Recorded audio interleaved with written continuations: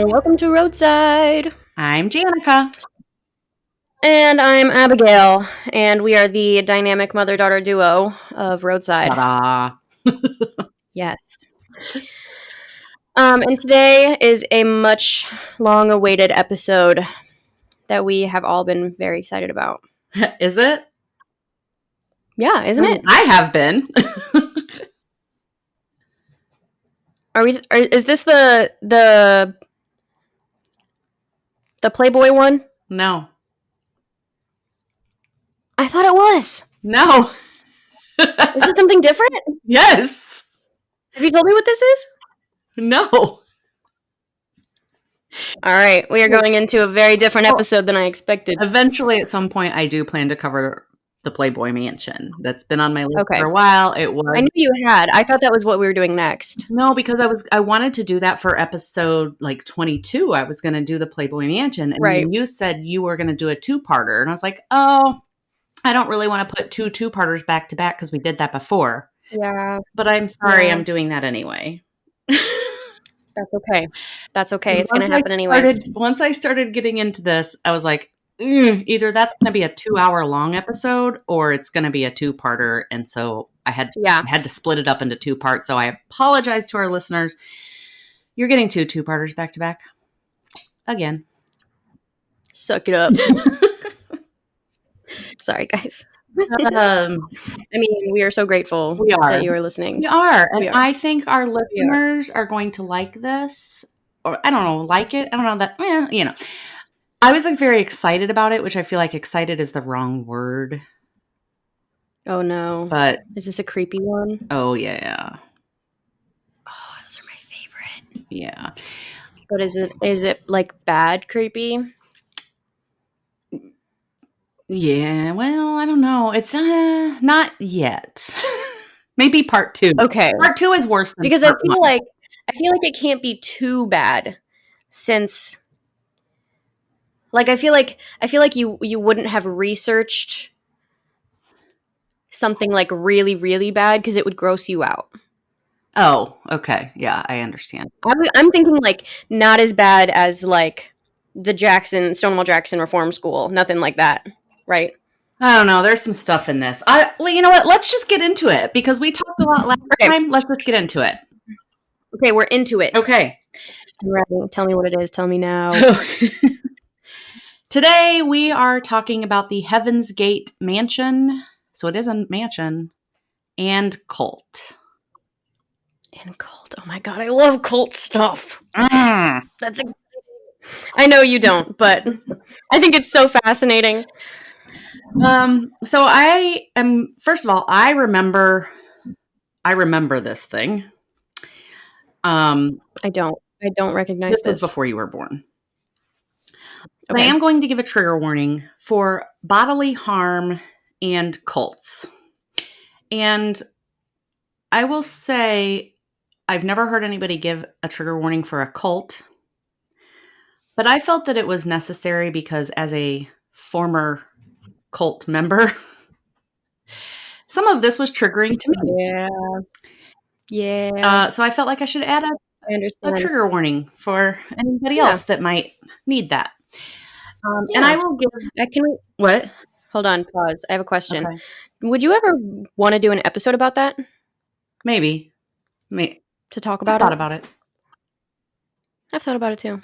Well, I've thought about it right now. I've never thought about it until I've thought about it before this, but anyway. Maybe. Anyway, sorry, that just popped into my brain, so I wanted to ask. That's okay. Where am I? I lost my place here. So I will give the trigger warning before these things come up. Okay. In case people want to stop listening at that point, but want to listen to other stuff. Cool. So the mansion portion of this whole thing is actually a very small portion, but it's the major part of it. The major part of it takes place here. And if I just told you what happened at the mansion, then you would be like, what the fuck? Why? You'd have like a million Where's the rest questions. of it? So I Yeah. give you the history behind it all, okay? Of course. I mean, this is basically a history podcast, Yes, so. yes. Just a weird history podcast. We covered different Yeah. things, Yeah. So Weird shit. yes. This starts with Marshall Herff Applewhite Jr. Okay. Who Junior. was Okay. born May 17th, Jordan Knight's birthday, 1931. Okay. Isn't that weird? Same year, right? Same year, right? No, yeah, totally. Jordan White is Jordan White. I'm combining Jordan Knight and Applewhite. Different years, yes. Okay. So, he was born in Spur, Texas, to Marshall Herff Applewhite Sr. and Louise Applewhite. Okay. He had 2 older sisters and a younger brother who was born after him. They were a religious family, but had a pretty normal childhood. His father was actually a Presbyterian minister. And That's how it always starts. and Applewhite looked up to his dad very much, and he wanted to follow in his father's footsteps. Okay. But his father urged him to follow his love of music instead, because Applewhite had a big love of music. Now, I don't know, maybe it didn't really say why he urged him to do that. I don't know if his dad didn't enjoy being a minister or he just thought his son was really good singing. Yeah. I don't know. Maybe he was just, go after your passions. Yeah, I mean, could be. Applewhite did love music. He loved music. He loved the theater. He loved the dramatics of it all. And you will see that throughout this whole story. He was a drama queen. The drama, I feel like the people who love the drama are always drawn into the cult life. Yeah. And I mean, I love the drama, but like the people who are the people who are drawn to trauma are dramatic. Yes. Yes. Okay. He was in the high school choir, and after graduation, he went on to Austin College, where he majored in music and pre-theology. So a little music, a little religion. A little bit of both. Yeah. A little of both. In 1952, he married Ann Pierce. And he graduated in 1954 and then was immediately drafted into the Army. He was stationed, which I find this almost as a foreshadowing. He was stationed in... I know that's your favorite thing. I love foreshadowing. She talks about foreshadowing all the time. It's such a cool concept, but most of the time you don't know. You don't know I know. Coming. I know. But he was stationed in Salzburg, Austria.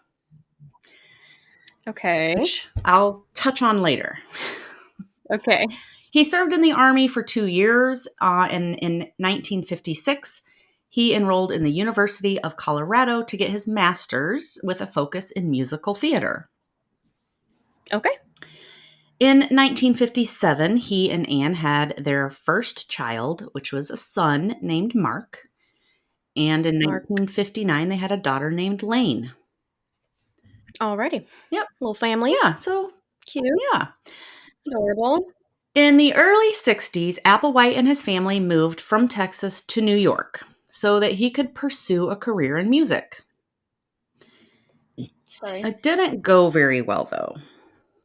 Nothing really bad happened. I think it was just like he was very good at music in Texas, but New York just wasn't as... Go to New York. Yeah, New York's a much harder place to get... There's so many more people. Mm-hmm. You're not like the most talented anymore, Correct. So they ended up moving to Alabama, where he taught at the University of Alabama. Okay. Fortunately, this is where things start to go downhill for Applewhite. Yikes. At this point, he's in his early 30s. He's smart. He's talented. He has a cute little family. Mm-hmm. But what no one else knows except for Applewhite is that he is gay. And he has been suffering mentally alone for years, trying to hide his sexuality. from Yeah. yeah. And he was raised in a religion that it was very frowned upon, blasphemous, Blasphemous. Sinful, Yeah. even. I mean, he was basically taught that being gay was a sin, and Yeah. And anybody that's rough. that was gay should be shamed, And Yeah. he took that on himself, so he tried to hide this his whole life. I mean, it definitely takes a toll on people. Yes, absolutely. When you're told that you're going to go to hell for what you are. Yes, absolutely. And you can't change it. And this was in the 60s. So yeah. People still think this today, which is just mind-boggling. But back in the 60s, definitely not accepted, with his family. Yep. So he ended up engaging in a relationship with a male student at the university that he taught in. Okay. Which I'm sure was supposed to be a secret. I'm sure that wasn't probably his intent wasn't for it to be known. Yeah. But somehow it got out. Now, I don't know how. I don't know if the student said something, somebody saw something. I don't know. But he was fired from his job. Okay. I don't think that had anything to do with him being gay. I think that had to do with a teacher-student relationship. Right. Because that is probably not allowed. Not allowed. Yeah. Right. But unfortunately, his wife also found out and separated from him, and their divorce was finalized in 1968. Sad. Yeah. Eventually, Applewhite tried to accept that he was gay for a short period of time and came out to his parents. But his father... I'm sure that went well. Yeah, his father rejected him. Shocker. Yeah. And for Applewhite, this kind of destroyed him even more because he looked up to his dad so much. Like, everything that I read and watched about this, his dad and him were very close.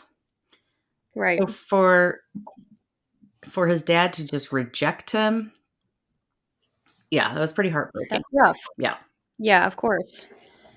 He moved back to Texas at this point, and he worked at the University of St. Thomas, where it seems like he started to have a pretty good life there. He was divorced now, but he was a music teacher. He was cast in some starring roles in some musicals. Nice. Yeah. He was the choir director at church, and he got to sing with the Houston Grand Opera. So cool. Good for him. Yeah, like his music and theater was really going now. So seemed like things were starting to turn around a little bit. But he ended up having a failed relationship with a woman there, and again was fired from his job as a teacher. Well, this time it was rumored to be for the same exact reason, that he engaged in a relationship with a male student, but the university would never confirm that, and the only reason that they gave was health problems of an emotional nature, and that is quoted. That is health problems of an emotional nature. Correct. Okay. That is Yep. Sure. Yeah. Okay. So, in 1971, Applewhite's dad died. And this would basically be the final straw that threw him into a deep depression. Yeah. He wasn't working. His dad had not only rejected him, but now he was gone. So there was no chance of reconciling that relationship any longer. Yeah. He wasn't even... over and done. What? I said it's over and done. There's nothing you can do about it now. Right. I'm not even sure if he was able to get a job at this point, because now he had been fired twice and 2 universities had fired him. Yeah. He started to not have enough money to pay his bills either. I know what that's like. Yeah. We all do, trust me. We all do.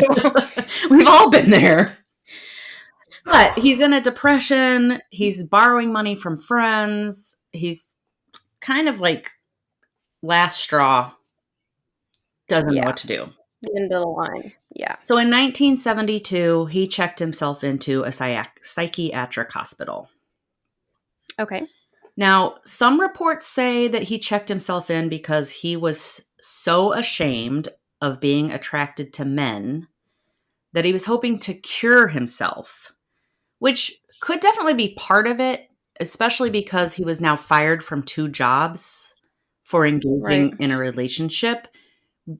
Now, again, not sure if that was because it was a male, or it was a student teacher situation, but I could see, like in reading all this, I could see where he himself with his upbringing and now being fired from 2 jobs could be thinking, this is the root of my problems. Mm-hmm. And if he's thinking it's his fault. Right. Thinking that and he wants to fix it. Correct. Which is not fixable. It doesn't need to be fixed. Right. But in his mind, I could see where that could be the reason why he went there. Yeah. There were other reports, though, that just said he was just overly depressed about everything, which that could also be a contributing factor, Yeah. The fact that he feels ashamed because he's gay, the fact that he was fired, he got a divorce, he's lost contact with his kids essentially at this point. Like, things are just not going well for Applewhite. Right. I mean, even if you take away the fact, that he's gay, he did get fired. Correct. He did lose his wife and kids. Like, his dad died. Just a bunch of depressing stuff has happened to him. So even without that, I'd be depressed. Right. I mean, it's all coming on. I feel like anybody would. Yeah. This is like within 5 years, all of this is piled onto him. It's a lot. And he tried to make it in New York and couldn't. So it's just like one thing after another. Yeah. He did tell his sister, though, that he was in the hospital for a heart issue. So I guess his family didn't know that he was in a psychiatric hospital. Maybe that was also something that was frowned upon within his family, because mental health probably was not really. Mental health doesn't exist. Right.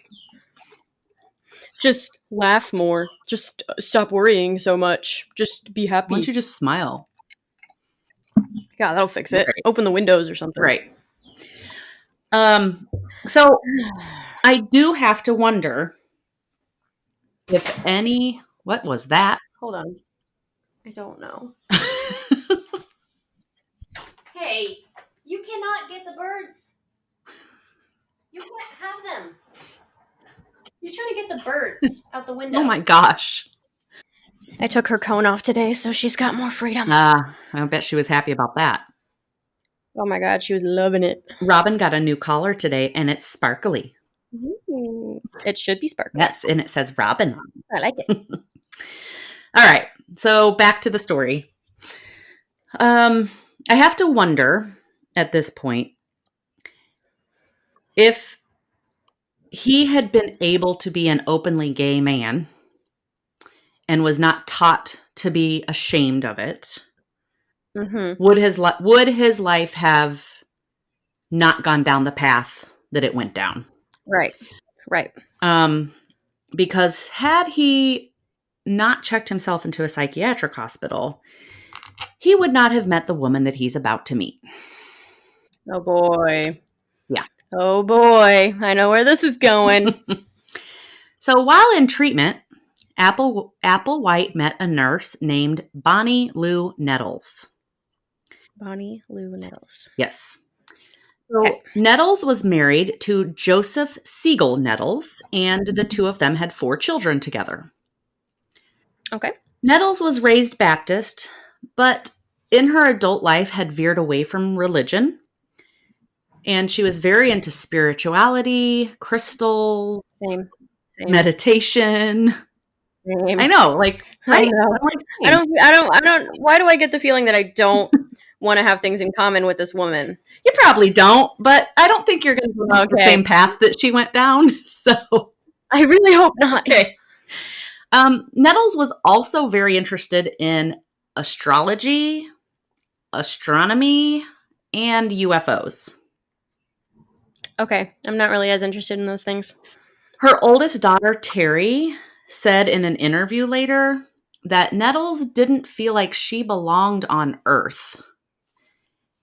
And they would talk about UFOs a lot. And she daydreamed about a UFO taking her away. Scary. Okay. I wouldn't like that. So now we're about to take a big turn in this story. Okay. So this is not quite triggering yet, but things are really starting to happen here. Okay. Nettles told Applewhite that they were fated to be together and that she had been told that they would be meeting by extraterrestrials. Sure. This was not a romantic relationship by any means. Strictly spiritual, basically. Friendship. More of a student teacher. Oh, okay. But now Nettles is more of the teacher, and Applewhite is the student. And they were only like 4 years apart, so or a year apart even. I think they were closer, yeah. He left the hospital and he moved into Nettles' home with her husband, and their 3 kids, because one of the kids was old enough to already be moved out at this point. Okay. And on New Year's Eve, or not New Year's Eve, so he moved in with her in 72 after he left the hospital. So on New Year's Day of 1973, Nettles left behind her husband and children, and she and Applewhite, who also cut off all contact to his friends and family, began traveling to start teaching their beliefs. Okay. So they started studying various theology books, the Bible, plus used their knowledge from like her Baptist upbringing and his Presbyterian upbringing, his theology studies in college, started to form their own belief system. Okay. And they also used science fiction books as part of their teachings. Okay. So they were basically combining aliens and religion. Okay. To form their own belief system, because they never wanted to call it a religion. Okay. Which, in reading some of that, I thought that's probably how many religions actually started, was just definitely studying other people's belief systems. Mm-hmm. So Nettles and Applewhite traveled around the U.S. and visited different spiritual and holistic places. They stayed at different churches. They would often stay at campgrounds. They didn't have money. They didn't really have any money. Yeah. They would just like pick up. When you're traveling so much. Yeah. And they basically just left everybody behind, Right. They started to get odd jobs just to kind of get a little cash, get food. They would donate their blood to try and just have a little money. And then sometimes they just wouldn't pay for things. Just to get... They would just steal things? Yeah, just to get things they needed. Okay. Yeah, that's fine. They gained their first follower in May of 1974. So about a year and a half after they started their journey and started in their belief system, and because they spent a lot of time studying and compiling everything together. Okay. In August of 1974, which I did not know this until I started studying. Honestly, I didn't know a lot of this until I started studying, but I found this to be just a little interesting tidbit, so I had to throw it in. Okay. In August of 1974, Applewhite was arrested for not returning a car that they had rented. Oh. In Missouri. In Missouri? And he was jailed in St. Louis. Really? For 6 months, yes. Holy shit. I didn't know that. Yeah. That's crazy.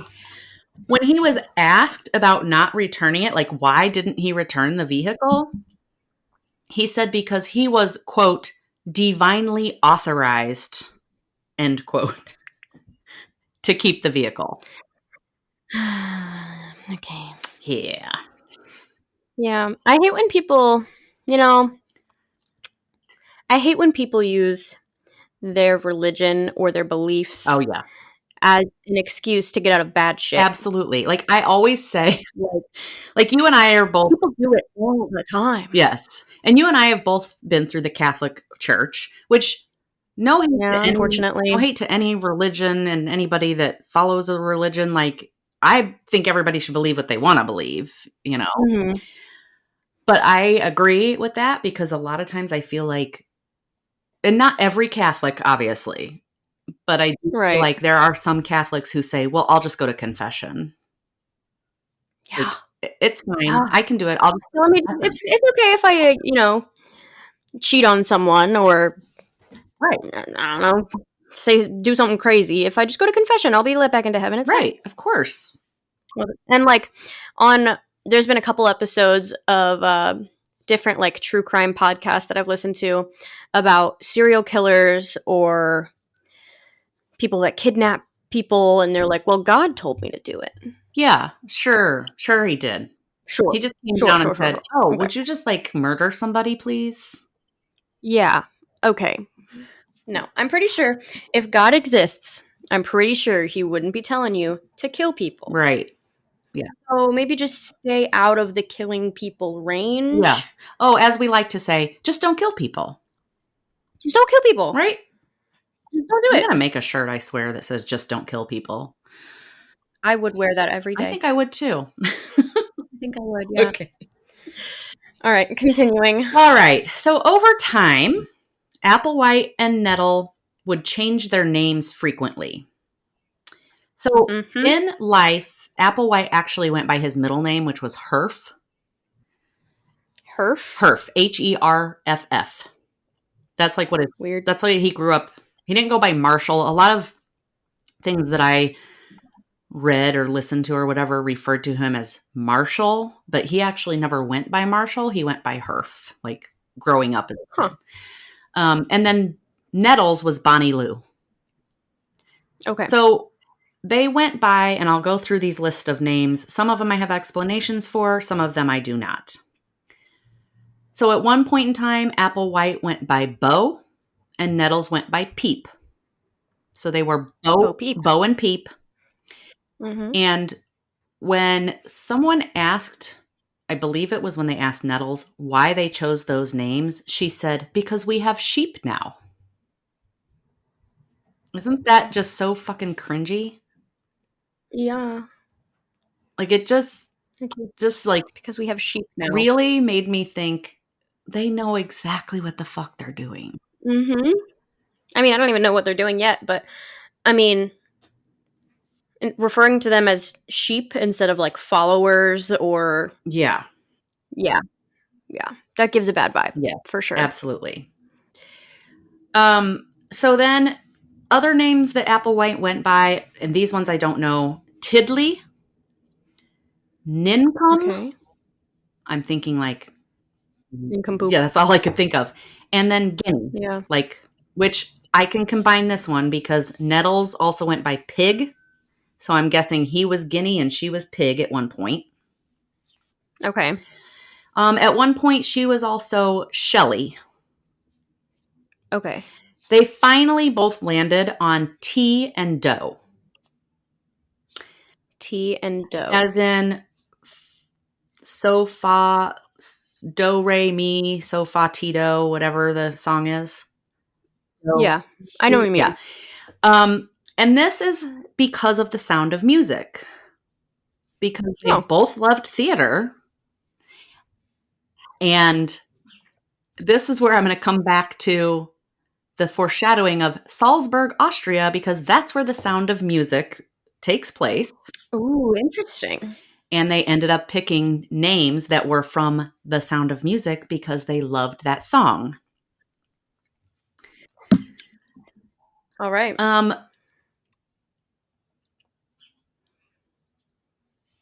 Okay. Anyway. Oh, and what? I said brain freeze. That's brain freeze. There was also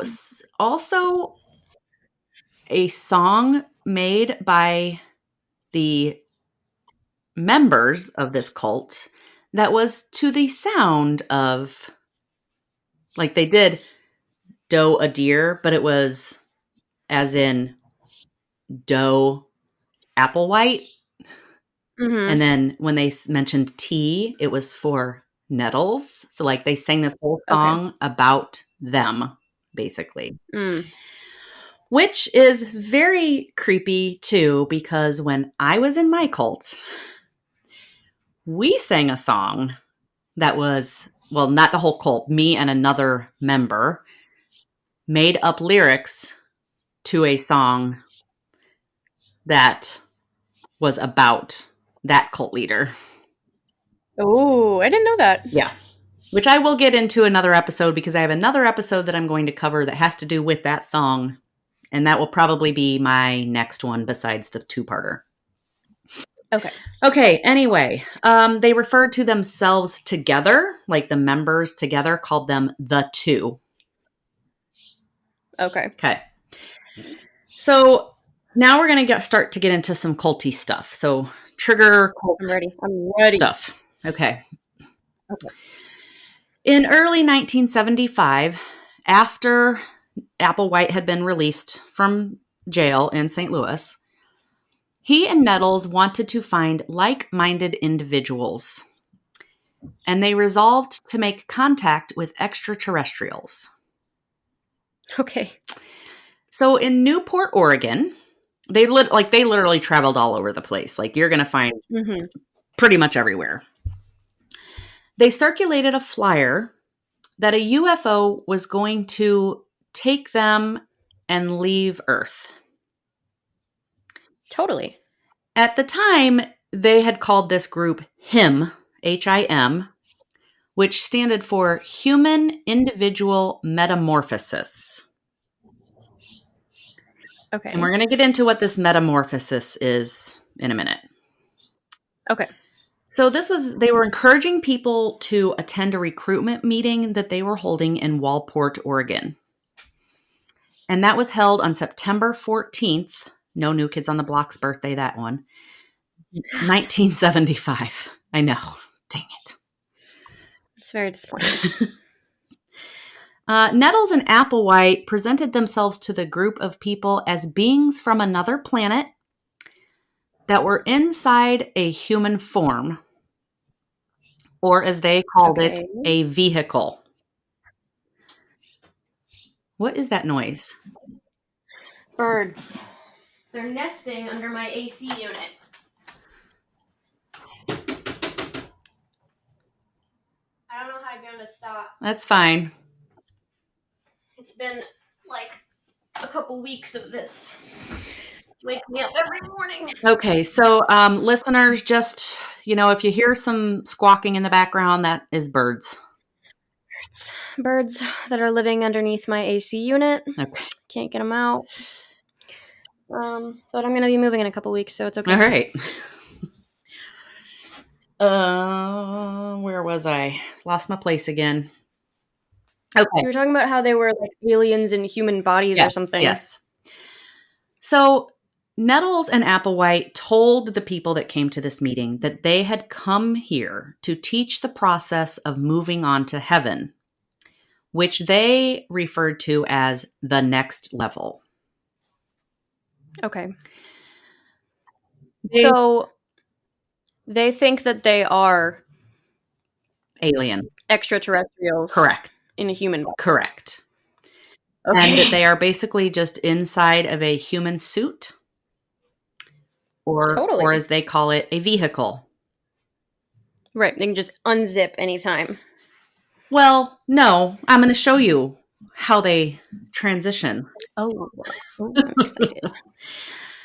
They believed that once they were finished learning what they needed to on Earth, and that they've gone through the experiences that they needed to, now here's where the metamorphosis happens. Okay. Their bodies would biologically and chemically transform into a perfected space alien. And they compared this to a caterpillar turning into a butterfly. I mean, that sounds totally reasonable. I believe it completely. Well, a lot of people did, but yeah. That's insane, man. Like, how do you think that, like, these people talking to you who have lived their entire lives on Earth, like, they have pictures of them freshly out the womb, newborn baby, like, this is not an alien. This is a human being who is delusional. Yeah. So they literally said that their human bodies were going to transition into alien bodies. Then they would walk on board a UFO and they would physically go into heaven or the next level, but as aliens. Okay. That's their whole thing. Okay. Cool. So in this documentary that I watched, which was called, it was like a docu-series, and it's a 4-parter, but I highly recommend everybody watch it. It's, Abigail, you're not allowed to watch it until I do the second part. Okay. Okay, deal. I mean, hopefully nobody else does either, but, hopefully they listen to part 2. Then we can't really keep them from doing but it. We can't stop them, right? Uh-huh. There is so much more to that than I have even included here, but they do a lot of interviews with former members and children of members and things like that, family members of Applewhite and Nettle. What's the name of it again? Oh, I don't think I said. It's called Heaven's Gate, The Cult of Cults. Huh. Yeah. Okay. I've never heard of that one. It's in the show notes, too, for anybody that wants to go look at it. I might later. You never know. Yeah. After part 2. Yes, of course.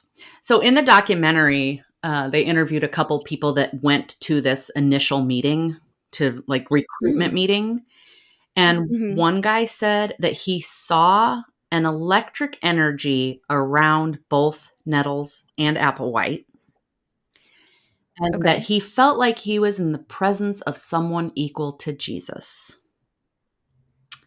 Sure. Which there are times throughout this that Applewhite does refer to himself as the coming of Christ.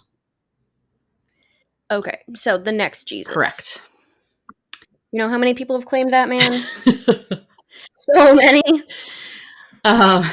Just like our last episode when we said a lot of people, well, no, that was in our bonus. Sorry. In our bonus, we said a lot of people said that they claim to be descendants of Pocahontas. Yeah, of course. I mean, it's totally legit. Right. Another man said he and his girlfriend felt like they were on a euphoric high just by being in this room. I wonder what kind of drugs they pumped into that room. And then, like, what did they spritz in the air before people came in? What are they pumping in through the air vents, Shrooms?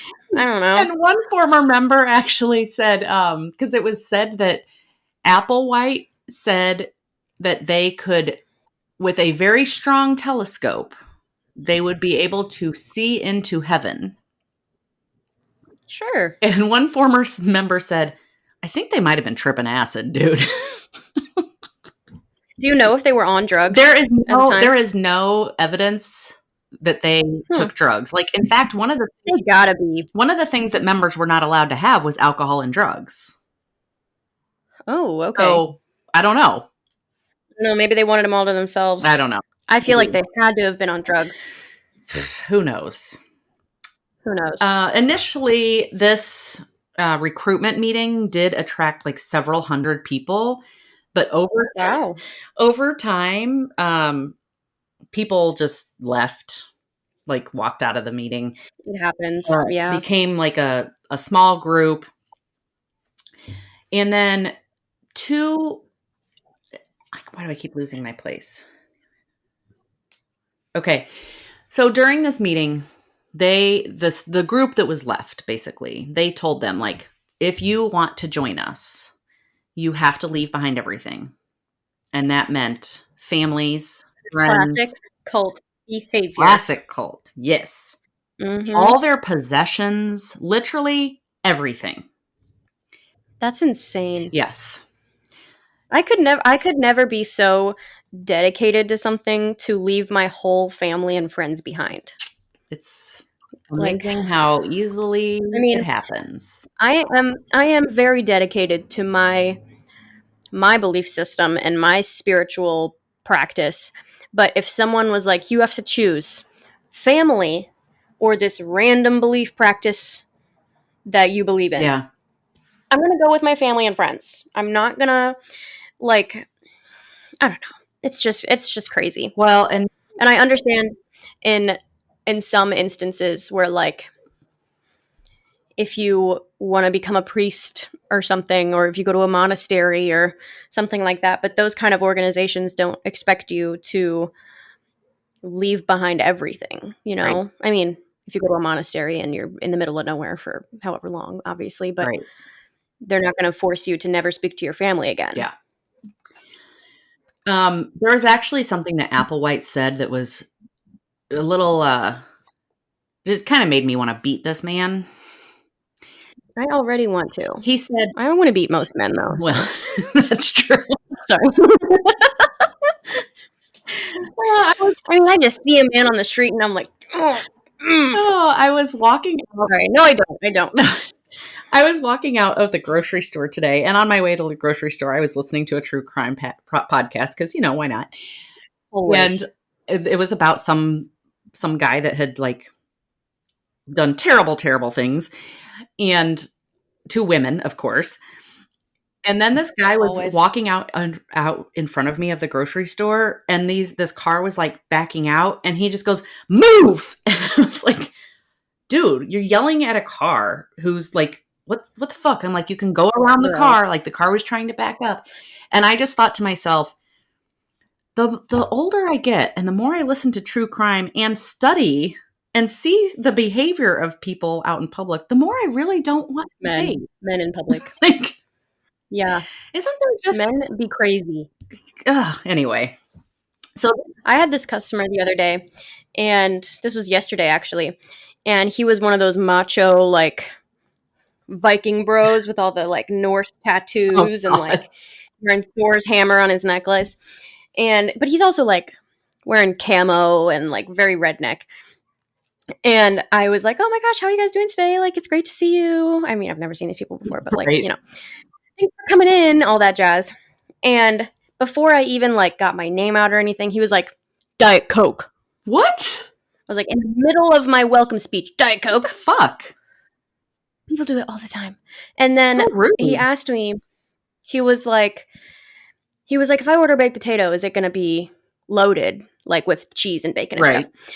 And I was like, yeah, it's just, but it would just be an extra $1. And he looked at me dead in the eyes. And he said, I don't give a shit. What the fuck? Okay. Sorry, I'm just trying to make sure you know the price of your food. You're an ass. He was a dick. And if people and I hope if he's listening. If people talk that way to servers, can you imagine how they talk to their family and friends? Like, I always picture, like, how does he treat his wife behind closed doors if he treats a server like that? Like, I know. I know. I'm waiting for one of these days when some man tries to, like, break into my house or, like, kidnap me or something, and I can let out all of my internal rage. That man is not going to be anywhere on this planet anymore. Dude, I'm almost at the point where if somebody, like, tries to get in front of me at the grocery store, that might happen. Yeah, literally. Me too. I'm like, what the fuck? Like, I had a guy today when I was trying to go into Costco, and I'm waiting in line, and he just, like, zooms around me, and I'm like, what the fuck? Am I invisible? Do you not see me? Yeah. Mm-hmm. You gotta start saying stuff when that happens. Oh, being like, hey, get in line. Yeah. Or I'm like, excuse me. Like, I was here. Yeah. Anyway. We got a little off here. Okay, so what Applewhite had said that pissed me off. And this is a quote. Right. If an individual finds themselves with children and they know that it is time for them to move up into the kingdom of God, they must weigh whether their responsibility is to their heavenly Father or to those children. End quote. So you basically are just like, you know, abandon your kids. Okay, sure. Yeah. Totally. And in fact, one member who had 13-year-old twins, was quoted saying, "They will go with their father." She left her 13-year-old twins to join this cult. Bruh.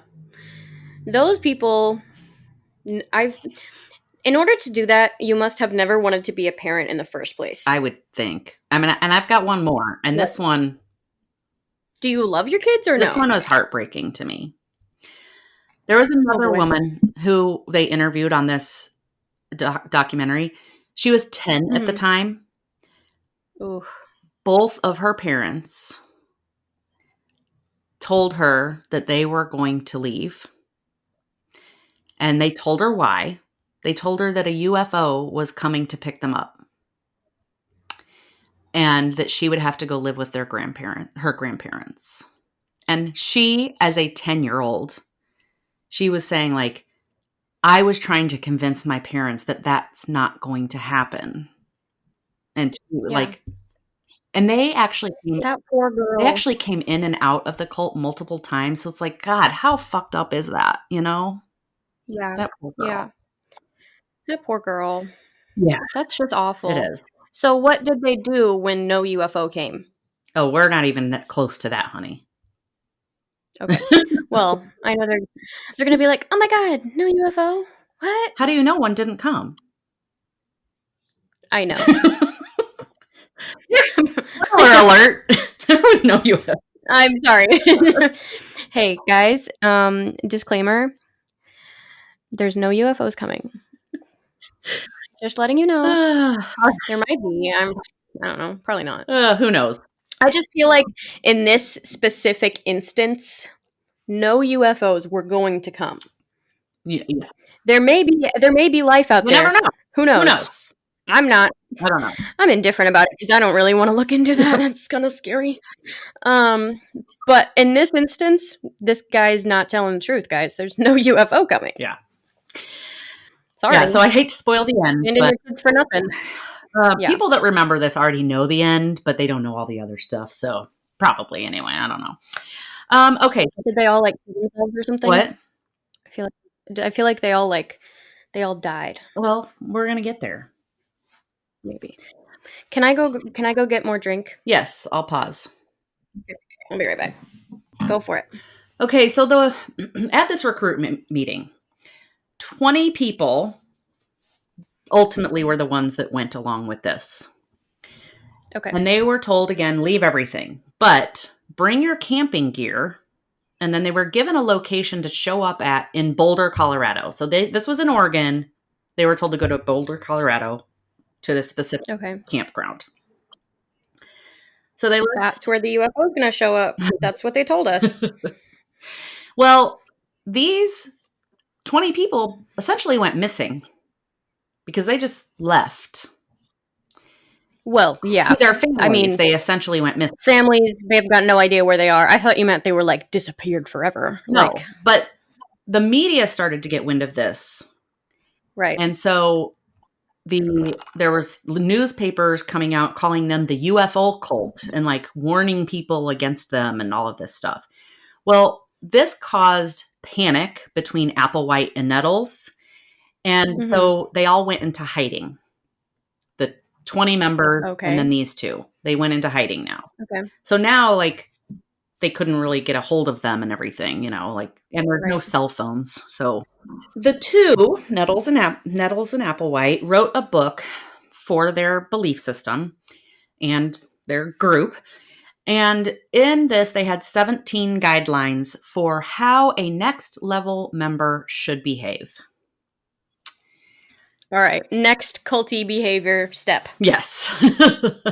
We're just checking off all the cult stuff. Let's control everything that you do. Do you want to be in a cult? You must follow these steps. Mm-hmm. So some of these included not being clumsy.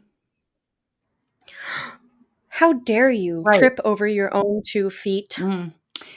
Using too much of something. And the examples given were toothpaste. Like you couldn't use too much toothpaste.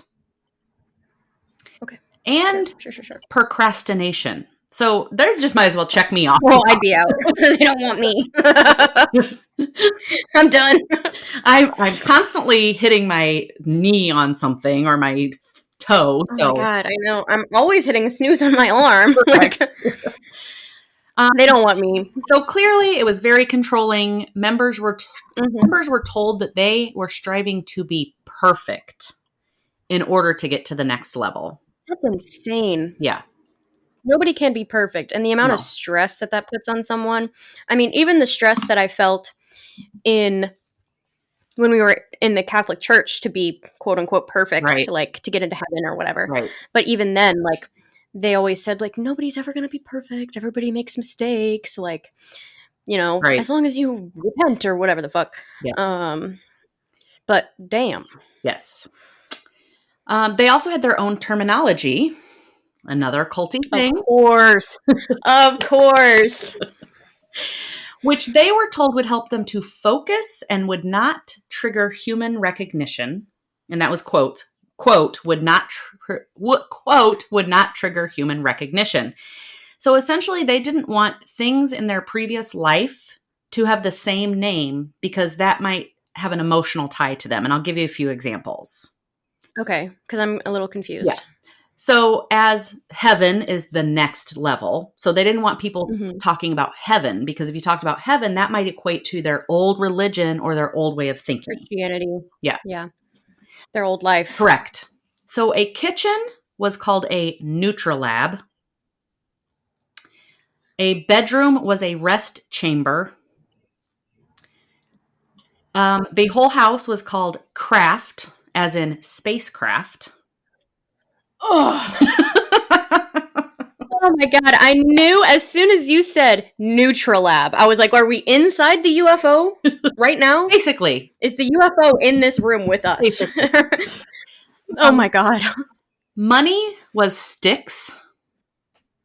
Sticks. Yeah, like a stick. If only I could pay for shit with sticks. Right. We're in the backyard right now. Go chop down a rich lady. A job was an out-of-craft task, because some of them did have jobs. A lot of them actually had jobs in computer programming, which we'll get into in a little. Okay. Maybe that's part 2. I don't remember. Bra was a slingshot. I like that one. And then you were like, get people with that. It's an over-the-shoulder boulder holder. Boulder holder. And sexual organs were referred to as plumbing. Ew. Yeah. Ew. If anybody ever referred to that as plumbing, like, hey, you're plumbing. Yeah. Don't ever talk to me again. Yeah. No thanks. So just as Nettles and Applewhite changed their names, members were also required to change their names. Required? They had to, yes. And they were very specific. They had to be 6 letters. Sure. And they had to end in ODY. So Odie. Ew. Odie? So their names... But the 2 leaders aren't like that, right? What? No. Nope.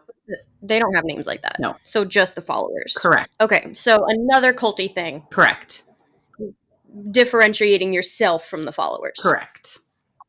Okay. And these names were something like sometimes it was part of somebody's name. So like you might be Abody, because it would be like, you would have like ABIODY, so, or Abby Odie, either way. Or they could do something like, if they loved flowers, it might be Floody. Things like that. Floody. Yeah. Yeah. Like hippie names. Kind of, but they all had to end in Odie. Yeah. Weird. Why? Do you know what that is? It was kind of explained that it was their human name would end in Odie, and then once they got to the next level, they could drop the Y. I think they basically said that Odie was like their last name, kind of. But when they got to heaven, they could drop the Y. So I don't know. So then O.D. Yeah. would be their last name. Right. Weird. Yeah. I think they just made that shit up. Do you think they made any of this up? I thought it was all real. Maybe some of it. Okay. Some of it sounds a little bit far-fetched, but most of it's probably real. Yeah. Yeah, for sure. So here was one of the things that was triggering to me. We're going to go a little bit back into like leaving like their family and friends behind. Mm-hmm. I think maybe this is what hit me so hard just because of my experience. So Nettles, this is what this is a blah, blah. When Nettles and Applewhite are like in front of this group talking, this is all on video, and then this is what they say. So Nettles says, all the ones that you considered your family really is not your family. And then Applewhite says, your family, don't forget, are those who are here doing the same thing as you, and those other members of the next level, they are your family. And when I was in the cult that I was in, we had kind of like a tier of leaders. Mm-hmm. So I was on that first level for a period of time, and there was maybe 4 to 8 people on that level. And we were all in one of our meetings, talking about whatever. And the leader above us said, only the people in this room are your friends. And I remember clearly thinking, I don't even like most of the people in this room. Mm-hmm. And it was probably about 6 months after that I left. Yeah. Yeah, that's just so manipulative. Yes, very.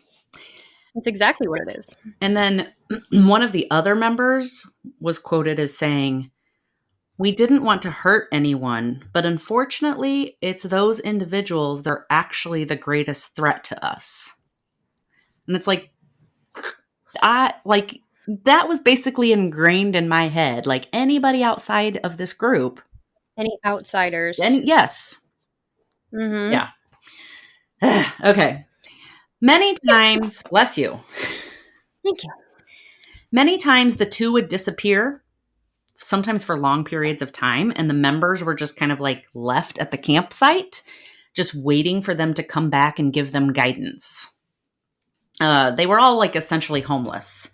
They just went, they basically lived like nomads and just kind of wandered around from campground to campground. They never really stayed in one place too long. Mm-hmm. They didn't want the media to find them, and they were also pretty much told that if they were discovered, this fear was instilled in them that if they were discovered, that Applewhite and Nettles would be taken away from them.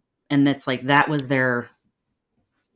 Right. So that's how they were manipulated into keeping it a secret. Correct.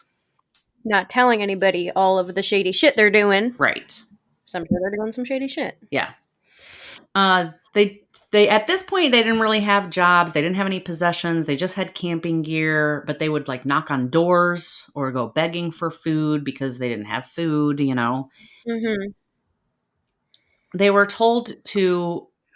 they were told this is how you should live. You shouldn't have any possessions because in order to be perfect, you need to not have any possessions to tie yourself here, so you can move on to the next level. You be totally free. Yeah. That's ridiculous. Eventually, they started to kind of have a uniform of sorts. Okay. And they all wore slacks. They all wore long sleeve button-up shirts. They didn't necessarily weren't the same color. Some might be a pattern or a solid or whatever, but essentially they all wore the same type of outfit. And then they all cut their hair off. So they all got the same, shaved? Not totally shaved, but very, very short. Buzz cut or pixie cut? Yeah, basically. Yeah. Okay, so they all chopped their hair off. Yes, they all have very short hair now. Also, because they aren't going out in public, they did it all themselves. So they cut all their own hair. The women could not wear makeup or jewelry. And lame. And men had to shave their beards. Also lame. I love a man with a beard. So they were striving to be genderless. Oh, interesting. Which in like the documentary they said was like a little ahead of their time. A little bit, yeah. But it was said that this was because of, I just messed this up. Go back.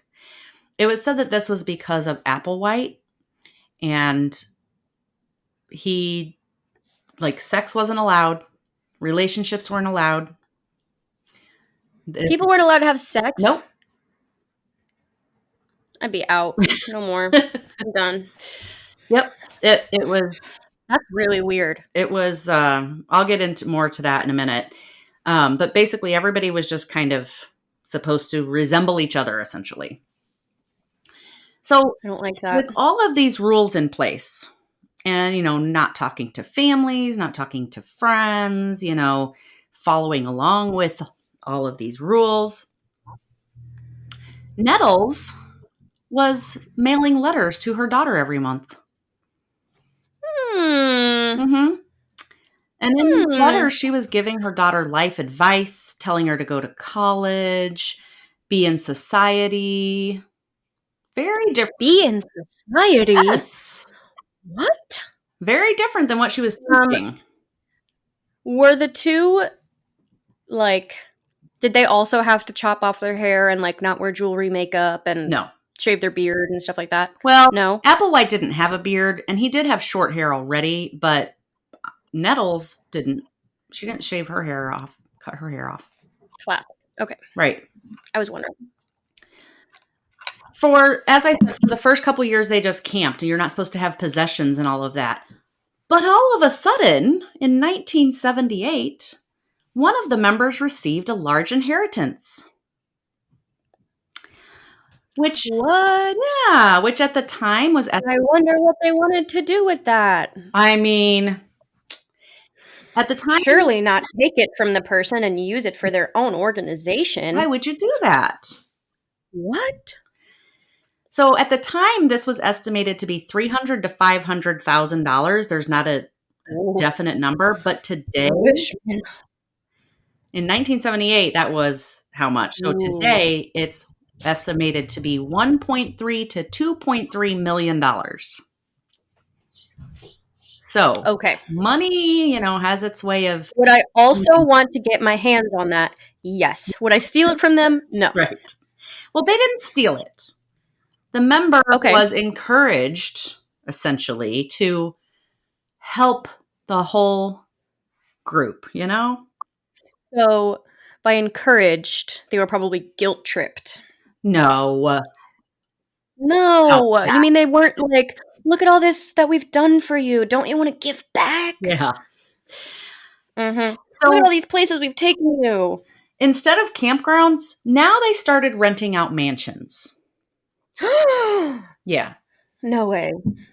I thought we weren't supposed to have material possessions. Right. What happened to that? Yeah. What happened to that theory now that you have money? Now that you have money, you can have material possessions. What a weird coincidence. That's so strange. Weird. Who would have known? Yeah. So for 7 years, they lived like this, and only a few select people were allowed to go outside. So everybody else had to always be in the house because they didn't want neighbors to think multiple people were living there. So once the money ran out... So they were just locked in this house. Yeah. That's terrifying. Yeah. Okay. Once the money ran out, I guess they were used to this lifestyle, so some of the members had to get jobs in order to help support everyone. Now, did the two get jobs? Why would they do that? No. Why would they do that? No. How did I already know that they wouldn't get jobs? Right. How did you know? Because I'm a genius. What can I say? You are. I get it from my mom. Thanks. In 1985, Nettles was diagnosed with cancer. Yikes. And she died within weeks of that diagnosis. Wow. Yeah. Wow. It started... I mean, sad. Yeah. But... Yes.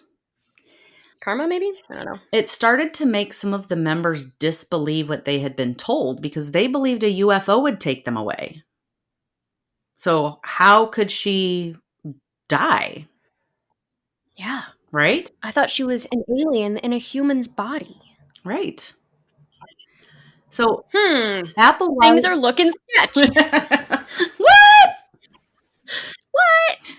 So Applewhite himself was so full of grief that he questioned whether he should actually continue doing this.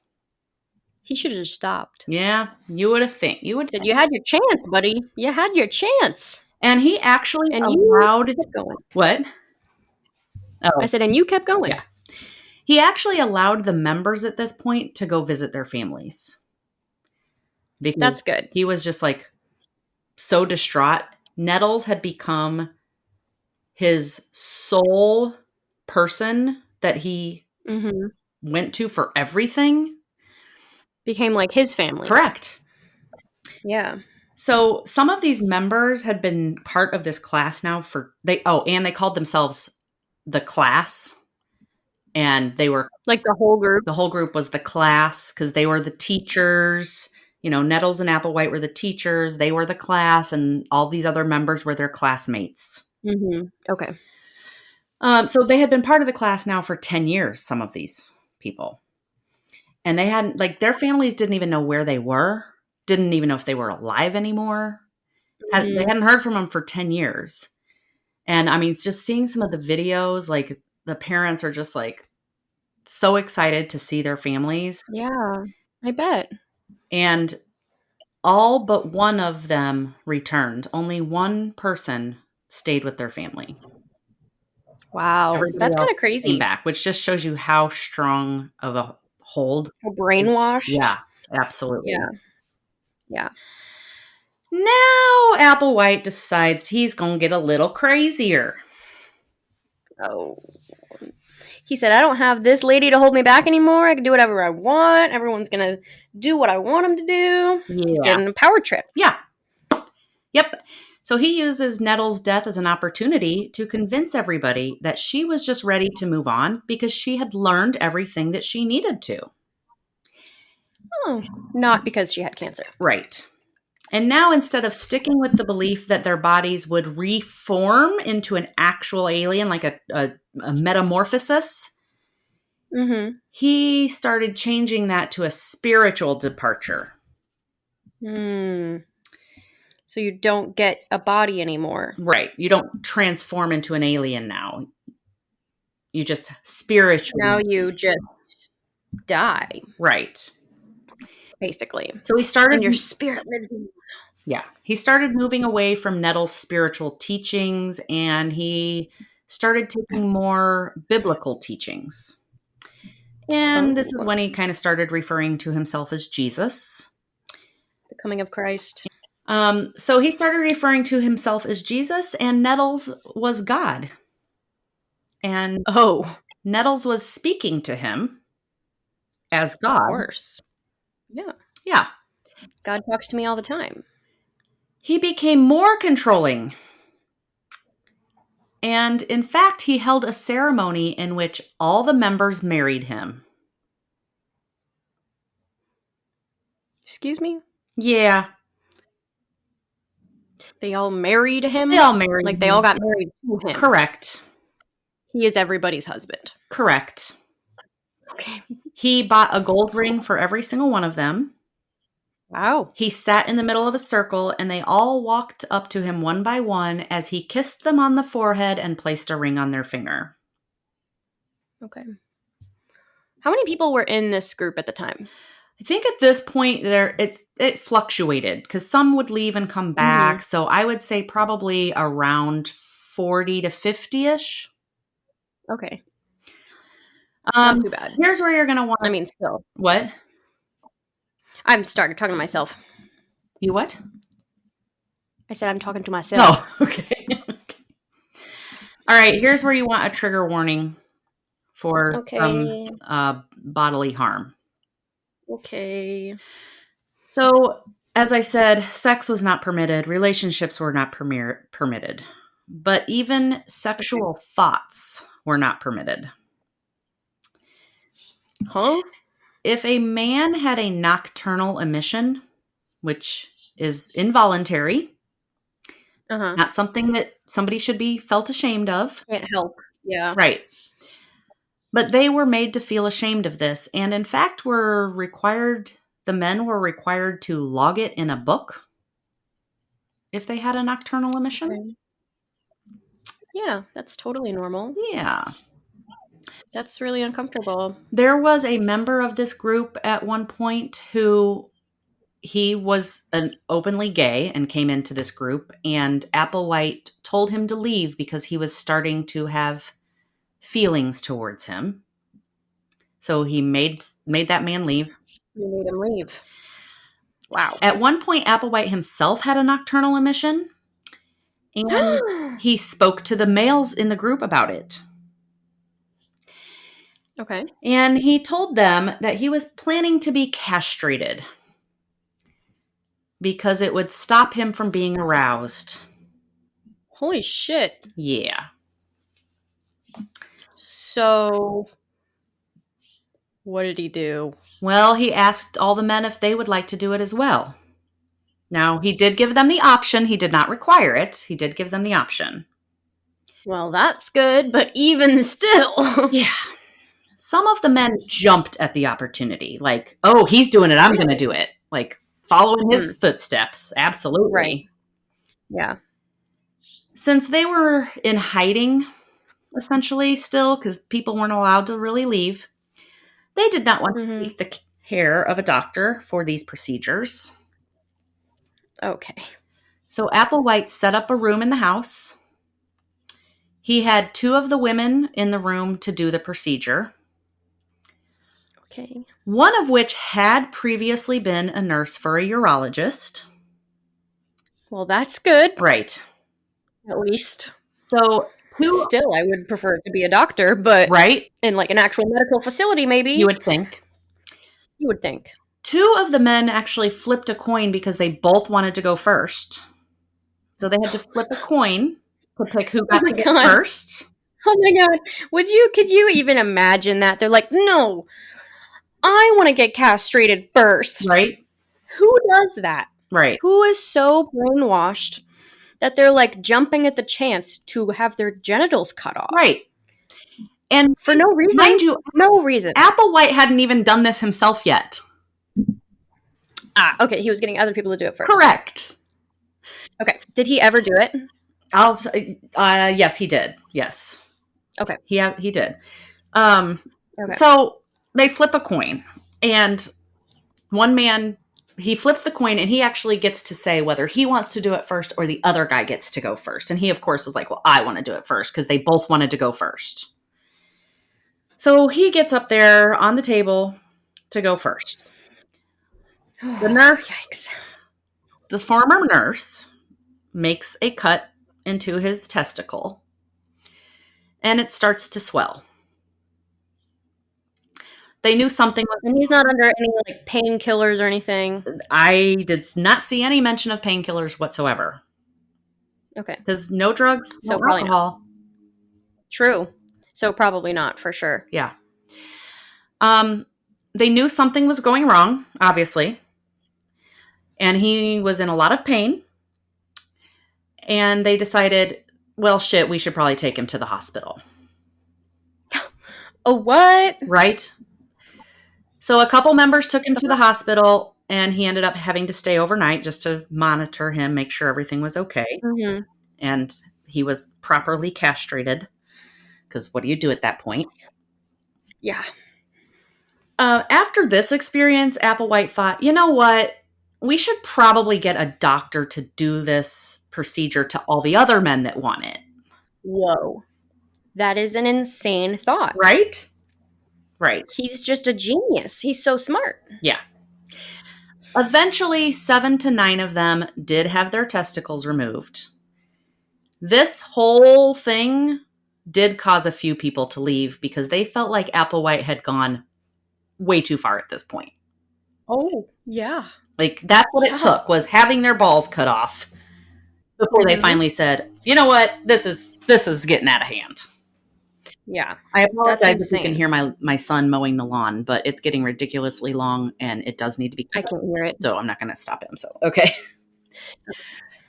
Oh, in 1991, the group had diminished. So at this point, Okay. he's losing people. He decides he wants to try to recruit people. Now, mind you, we're in 91 now. This has been going on now since 75. Mm-hmm. That's so crazy that it went on that long. Yeah. They spent thousands of dollars to purchase TV airtime, and they started their own show. Wow. And the show was called Beyond Human. They took out newspaper ads, like huge full page newspaper ads. They went on radio shows. They started traveling around and doing recruitment meetings again. Like they spent all this time in Wow. hiding. But because they're And now losing they're out. members, yeah, now they're out trying to Mm-hmm. get people to do this. Mm-hmm. They also started using internet, because now we have the internet, barely, but we have it, Yeah. and BBSs, which, for those that don't know, is a bulletin board system. Yeah, I didn't know that. And I have been on the internet for so long that I was on many BBSs, so I do know what they are. Okay. A BBS is essentially a chat site. You just chat back and forth, and that's all it is. But it was not colorful and pretty like they are today, because we didn't have all those graphics back then. It was just a black screen with green text. Oh, that's ominous. Applewhite was making posts about the world was ending on these BBSs. And that he was Jesus. Another check off the cult list. World is ending. Yep. He started saying he was Jesus. He was trying to convince people to join him. And I definitely believe that he's Jesus. Right. All of this did end up bringing back some of the former members. They started seeing this. I guess they were like nostalgic or like missed the life. There was one guy that was on a former member that was on this docuseries. Trying to remember his name, Sawyer. And I only remember that because I kept thinking of the show. What was the show called? With the airplane? The airplane? The airplane crash show. Talking about Lost? Yes, thank you. There was a guy on there named Sawyer, and so I kept thinking of it during this. But anyway, he said like he definitely felt like he missed it, like that became his life. And for a lot of these people, I guess it was like a part of their life. And I will tell you, when I left where I was for 3 years, it's like, where do you go? Who do you even go to? I mean, thank God my family and friends were like, thank God she's done, and welcomed me back. A lot of people leave a cult, and my experience was nowhere near what these people experienced by any means. But when they leave, sometimes they don't even know where to go. So I could definitely see why they're like, well, I know there I have people that care about me again, Right. I mean, when I left the Catholic Church, I was so lost. Well, I was like, I don't have any idea where I'm going now. All my friends were with the church. And you were So I had involved to in make new youth group, friends. so I was heavily involved in youth group. And I was like, my belief system was lost. Like I thought, I don't know. It was very, I definitely missed it. For the first couple of years after I left. Yeah. Because I was like, I felt comfortable there. Right. True. Yep. The overall response, though, to this was skepticism. People calling him crazy, telling him it was a cult, insulting him. I mean, they showed a video where I've done all of those things on this episode so far. Right? You have. Okay, this one you haven't done, though, okay? A lot of people walked out of these meetings. They just stood up, like, shaking their heads. They were asking questions like, do you have proof of this UFO? Like, what the fuck are you talking about? I would be asking that too. And then one guy said, I've been sitting here for an hour asking questions, and you have just talked in circles and have not answered one of my questions. Like, yep. Those kind of people are the best cult leaders. Yay. They're like, they can circle around a question and not give you a direct answer for And make you hours. think that you have just received the best knowledge ever. The best wisdom. Yes. So Yeah. that did not do them very well. They did get a few more old other members, but there was not much else about them for a while. They kind of like went underground again, I guess, all that skepticism and being called the UFO cult again and all of this stuff like drove them back.